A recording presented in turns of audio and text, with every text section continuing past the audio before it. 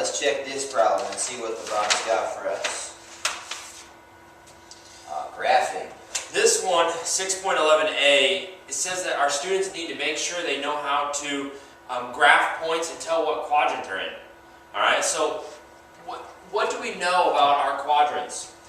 Well, we know that the quadrants are created by two axes. One of them is the x-axis and one of them is the y-axis.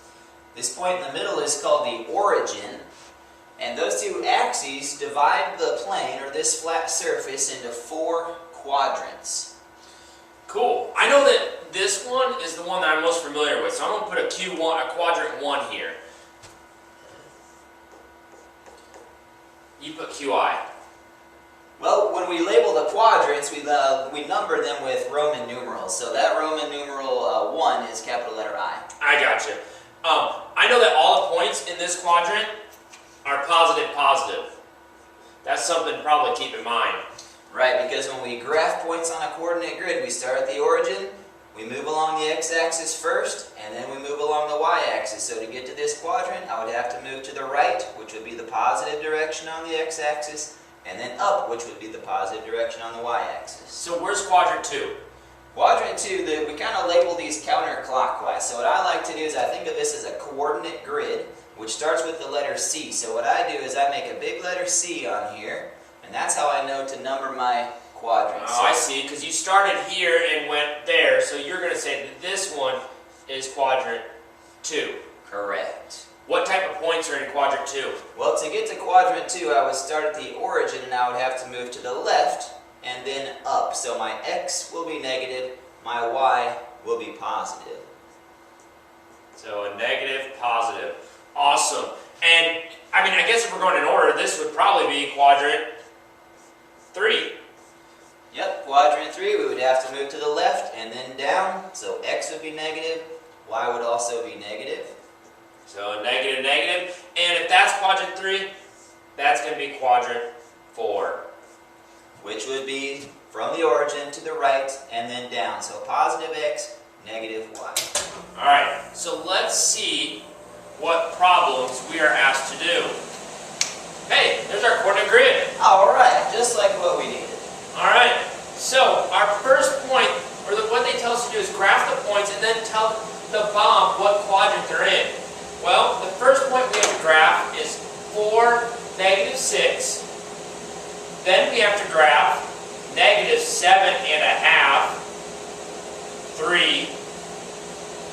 And the last point we have to graph is negative 4.5,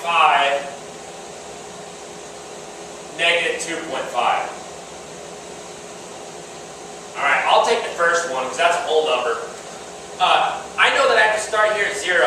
And I like to remember that I have to walk into an elevator before I go up or down. So I have to remember I have to go left or right before I go up or down. My first number is 4, which is a positive 4. So I'm going to go over 4. 1, 2, 3, 4. And then the second number is a negative 6. So I go down 1, 2, 3, 4, 5, 6. And my dot's right there. I'm going to put an A by it because that is my first point that I had to graph. Alright, what quadrant is that in? I remember we just talked about this. Quadrant 4. Alright, so I'm going to put quadrant 4. Alright, I'll go ahead and take the second one. The second point is negative 7 and 1/2 and positive 3. So I'm going to start at the origin.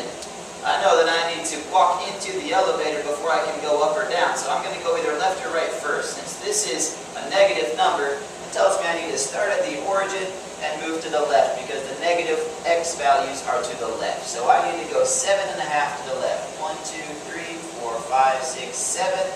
There's 7. There's 8. 7 and a half is halfway between. So there's negative 7 and 1/2.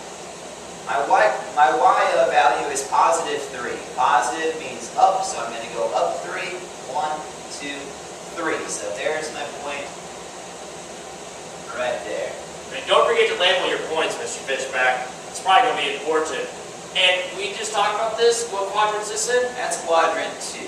Quadrant 2. Alright, so you left me, I guess, with the hardest one. Hopefully you don't mess it up. You can check my work. But it says negative 4.5 and then negative 2.5. All right, so I'm gonna try to do what you did. I know it's negative, so I gotta go to the left. 1, 2, 3, 4.5. All right, so it's gotta be in between the 4 and the 5 in the negative. Then I have to go down because it's a negative 2.5. So I have to go down 1, 2 and a half. So I'm going to say that that dot is right there in the middle of the square. It's not on any of the lines because they're both 0.5s. And that's C. In what quadrant? Don't forget to write your quadrant there. What quadrant is this? They're both negative points. So we know that this is quadrant 3. Hey, something I just thought of, Mr. Al. If we have a point that's right on an axis, for example, right there, what quadrant would that be in? I'm going to say no quadrant. Yeah, it's not really in quadrant 1, because quadrant 1 is over here. Quadrant 2 is over here. It's not in either of those. It's on the axis, so that one is not in one of the quadrants. Right, so that's actually on our y-axis. All right, let's put these answers in the bottom. Hopefully we live to see another day.